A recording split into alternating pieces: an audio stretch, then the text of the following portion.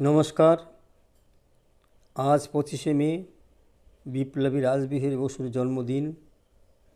রাসবিহারী বসু ছিলেন ভারতে ব্রিটিশ বিরোধী স্বাধীনতাকামী আন্দোলনের একজন অগ্রগণ্য সৈনিক এবং ইন্ডিয়ান ন্যাশনাল আর্মির অন্যতম সংগঠক।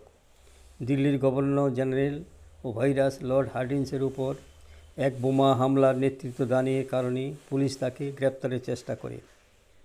এই উপলক্ষে ইউটিউবে সাহিত্যের নবদিগন্ত চ্যানেলে স্বাধীনতাকামী বিপ্লবী অন্যতম সংগঠককে নিয়ে আজকের আলোচ্য বিষয় বিস্মৃতির অন্তরালে এক অগ্নিপুরুষ রাসবিহারী বসু।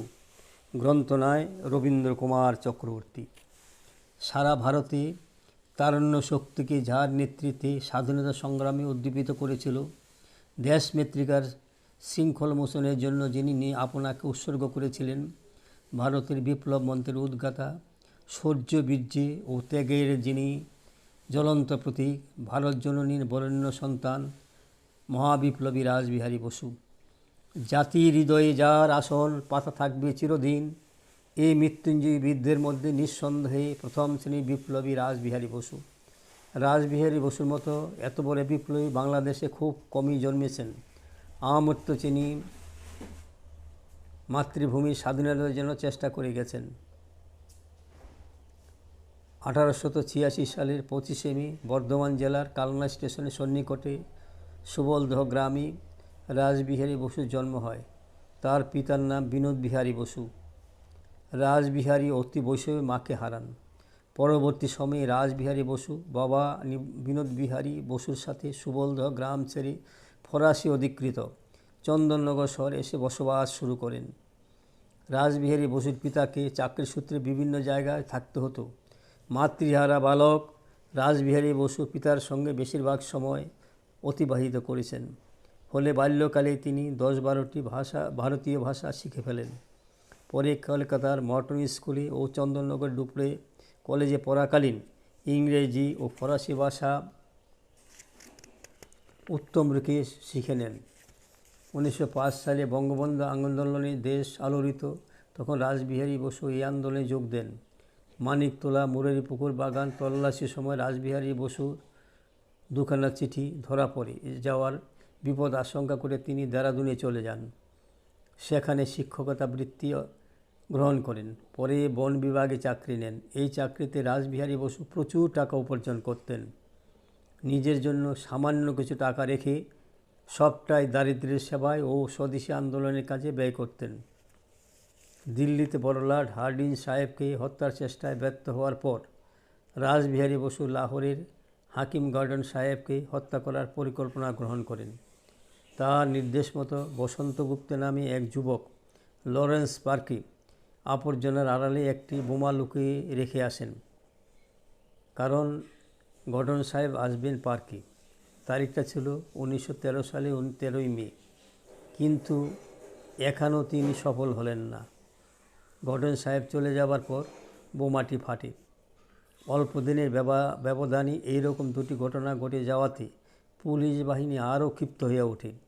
ইংরেজ সরকার ঘোষণা করেন আততায়ীকে যে ধরিয়ে দেবে সে প্রচুর টাকা পুরস্কার পাবে, বিশেষ করে পরিকল্পনাকারী নেতা রাসবিহারী বসুকে। কিন্তু কোথায় রাসবিহারী?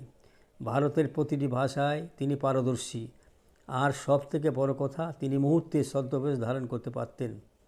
তাকে ধরা কি মুখের কথা? পুলিশের তৎপরতা সত্ত্বেও রাসবিহারী সুদক্ষ শিল্পীর মতো ছদ্মবেশ ধারণ করে আত্মগোপন করে থাকলেন, কখনো লাহোরে, কখনো কলকাতায় কিংবা কাশীতে। এইভাবে বেশ কিছুদিন কেটে গেল। রাসবিহারী কিন্তু চুপচাপ বসে নেই। মাথায় তার ভিন্ন পরিকল্পনা। ইউরোপের প্রথম বিশ্বযুদ্ধ শুরু হয়েছে। ইংরেজ তখন যুদ্ধে নিজের অস্তিত্ব রক্ষা করতে ব্যস্ত। সুতরাং এই সুযোগটাতে কাজে লাগাতে হবে। কাশীতে আত্মগোপন করে থেকে ততদিনে রাসবিহারী যুব সংঘের নেতৃত্ব দান করেছেন। এই সংঘের উদ্দেশ্য হল ইংরেজদের বিরুদ্ধে দেশি সৈন্যদলকে খেপিয়ে তোলা। ইংরেজদের বিরুদ্ধে সংগ্রাম করতে গেলে প্রয়োজন ব্যাপক অস্ত্রশস্ত্র। সে অস্ত্র হয়েছে সেনাবাহিনীর হাতে, তাই তাদেরকে দলে টানতে হবে। অদ্ভুত সাড়া পাওয়া গেল প্রতিটি সেনানিবাস থেকে। ভারতের এই মুক্তি সংগ্রামে দেশীয় সৈন্যবাহিনী ইংরেজ সরকারের পদলেহী হয়ে আর থাকবে না। এই সময় প্রবাসী ভারতীয়রা মিলে আমেরিকার ক্যালিফোর্নিয়া শহরে গঠন করেন গদর পার্টি। এই পার্টির কয়েকজন সদস্য রাসবিহারীর সঙ্গে যোগাযোগ স্থাপন করলেন।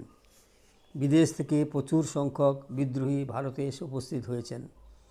উপযুক্ত সময়ে তারাও ঝাঁপিয়ে পড়বেন সাম্রাজ্যবাদী ইংরেজ শাসক সম্প্রদায়ের বিরুদ্ধে। ইতিমধ্যে রাসবিহারী বসুর আহ্বানে সাড়া মিলেছে বার্মা, মালয়, সিঙ্গাপুরে অবস্থিত সৈন্যবাহিনীগুলি থেকে। সবাই আজাদির জন্য সংগ্রাম করতে উন্মুখ। 1915 সাল। ইংরেজ ইউরোপ জুড়ে প্রথম বিশ্বযুদ্ধের রণদামামা বেজে উঠেছে। আর দেরি নয়, রাসবিহারী এই সুযোগকে কাজে লাগাতে চান। তাই কালবিলম্ব না করে 1915 সালের 21শে ফেব্রুয়ারি বিদ্রোহের দিন ধার্য করলেন। বিরাট সংগঠন, পেশোয়ার থেকে শুরু করে সিঙ্গাপুর পর্যন্ত বৃহৎ পটভূমিকা বিস্তৃত এলাকার বিদ্রোহ। প্রতিটি সেনার জন্য ইউনিফর্ম প্রস্তুত, যুদ্ধ ঘোষণার খসড়া তৈরি, স্বাধীন ভারতের অস্থায়ী সরকার গঠনের পরিকল্পনাও প্রস্তুত। মূল শিবির হবে লাহোরে। সেখানকার দায়িত্বে থাকবেন স্বয়ং রাসবিহারী বসু। এবারে শুধু নির্দিষ্ট দিন 21শে ফেব্রুয়ারির জন্য অপেক্ষা। কিন্তু হায়, কৃপাল সিং নামে এক ঘৃণ্য বিশ্বাসঘাতকের ষড়যন্ত্রে সমস্ত পরিকল্পনার কথা পুলিশ জানতে পারে। অতর্কিত হানায় একে একে ধরা পড়তে থাকেন বিপ্লবীরা। বাধা দেবার সময়টুকু পান না। রাসবিহারী শোকস্তব্ধ। তার সমস্ত পরিকল্পনা, পরিশ্রম এভাবে ব্যর্থ হয়ে গেল। আশাভঙ্গের বেদনায় বিপদস্ত রাসবিহারী বসু চলে এলেন বাংলাদেশে। ইতিমধ্যে শুরু হয়ে যায় দিল্লি ও লাহোরে ষড়যন্ত্র মামলা। 23 জন বিপ্লবীর ফাঁসি ও তার 27 জনের দ্বীপান্তর হয়। এদিকে পুলিশ হন্য হয়ে ঘুরে বেড়াচ্ছে রাসবিহারীকে ধরার জন্য। তার সহযোগীরা প্রায় সবাই ধরা পড়েছে পুলিশের হাতে। তাদের মধ্যে অনেকের প্রাণদণ্ড ও দ্বীপান্তর হয়েছে। স্বভাবতই রাসবিহারী হতোদ্যম হয়ে পড়েন। কিন্তু তাকে থেমে থাকলে চলবে না। যে করে হোক স্থির লক্ষ্যে তাকে পৌঁছতে হবে। দেশমাতা যে সতৃষ্ণ নয়নে তার দিকে তাকিয়ে আছেন। কিন্তু পুলিশের দৃষ্টির আড়ালে কীভাবে থাকা যাবে? এখানে থাকলে আজ হোক বা কাল হোক ধরা তাকে পড়তেই হবে। পরিস্থিতি বিচার করে রাসবিহারী স্থির করলেন দেশের বাইরে গিয়ে আন্দোলন নতুন করে শুরু করতে হবে। 1915 সালে 12 মে মহাবিপ্লবী রাসবিহারী বসু সানিকিমারু নামক জাহাজে জাপানের দুলেদল্য যাত্রা করলেন। রবীন্দ্রনাথ ঠাকুর একান্ত সচিব রাজা PN ঠাকুরের পরিচয়ে। বহু বাধা বিপদ অতিক্রম করে রাসবিহারী জাপানে এসে নতুন সমস্যায় পড়লেন। অনেক আশা নিয়ে এসেছেন এখানে, সব কি বিফল হয়ে যাবে? প্রথম মহাযুদ্ধে জাপান মিত্র শক্তির সহায়ক হয়েছিল। তাই যুদ্ধ চলাকালে জাপান ইংরেজ বিরোধী কোনো ভূমিকা গ্রহণ করবেন না। তাহলে রাসবিহারী কার কাছে সাহায্যের হাত পাতবেন? ভীষণ সমস্যায় পড়লেন। এর মধ্যে জাপানে অবস্থিত গুপ্তদল ব্ল্যাক ড্রাগন সমিতি দলনায়ক প্রখ্যাত দার্শনিক মিৎসো তোয়ামার সাথে পরিচয় হয়ে ভারতবর্ষের স্বাধীনতা সংগ্রামের জন্য সাহায্যপ্রার্থী হলেন। তোয়ামা তার আহ্বানে সাড়া দিলেন। তোয়ামার ইচ্ছানুসারে রাসবিহারী ব্ল্যাক ড্রাগন সমিতির গুপ্ত সভায় বক্তৃতা দিলেন। তার বক্তৃতা শুনে দলের সদস্যরা সকলে মুগ্ধ ও অনুপ্রাণিত হলেন।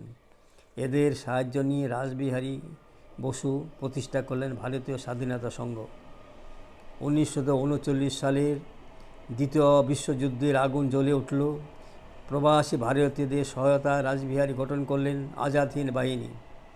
তখন দিন রাত পরিশ্রমের ফলে ও বয়সের ভারে ভারাক্রান্ত রাসবিহারীর শরীর ক্রমশ ভেঙে পড়ছিল। তাই তিনি খুঁজছিলেন একজন উপযুক্ত সহযোগীকে। পেয়েও গেলেন। এই সময় জার্মান হয়ে জাপানে এসে পৌঁছেছেন সুভাষচন্দ্র বসু। রাসবিহারী কোনো ক্রম দ্বিধা না করে সানন্দে সম্পূর্ণ দায়িত্ব অর্পণ করলেন সুভাষের উপরে। তিনি নিয়োগ করলেন সুভাষচন্দ্রকে আজাদ হিন্দ ফৌজের সর্বাধিনায়ক রূপে। 1944 সালে রাসবিহারী বসু গুরুতর অসুস্থ হয়ে শয্যা গ্রহণ করলেন। রোগ শয্যায় শুয়ে শুয়ে তখনও তিনি প্রতিদিন খবর রাখার চেষ্টা করেন তার রক্ত দিয়ে গড়া আজাদ হিন্দ বাহিনী কোথায়, কতদূর অগ্রসর হতে সক্ষম হলো। ক্রমশ ভারতে প্রবেশ করে আজাদ হিন্দ বাহিনী মণিপুর অধিকার করেছে, এ খবরও যথাসময়ে পেলেন অসুস্থ রাসবিহারী বসু। রোগে জীর্ণ হয়ে বসার শক্তি নেই, তবু তিনি উল্লসিত হয়ে উঠলেন, চোখ দিয়ে আনন্দাশ্রু গড়িয়ে পড়ল। আর দেরি নেই, তার আরাধ্য স্বাধীনতা সংগ্রাম সফল হতে চলেছে। ভারতবর্ষ পরাধীনতা শৃঙ্খলমুক্ত হবে, কিন্তু না, আবার ব্যর্থতা। জাপান এই সময় তার প্রতিশ্রুতি পালনে সমর্থ হলো না, পিছিয়ে আসতে হলো আজাদ হিন্দ বাহিনীকে। এই মর্মান্তিক খবর রাসবিহারী আর সহ্য করতে পারলেন না। অবশেষে 1945 সালের 21শে জানুয়ারি স্বাধীন ভারতের স্বপ্নে বিভোর মহাবিপ্লবী রাসবিহারী বসু চিরনিদ্রায় শায়িত হলেন। স্বাধীনতা সংগ্রামী ইতিহাসে এক উজ্জ্বল জ্যোতিষ্কে ভারতের ভূমি থেকে খসে পড়ল। আলোচ্য বিষয় এখানেই শেষ হলো। এই ভিডিওটি মনোপুত হলে অতি অবশ্যই সাবস্ক্রাইব, শেয়ার এবং কমেন্ট করতে ভুলবেন না যেন। সুস্বাগতম।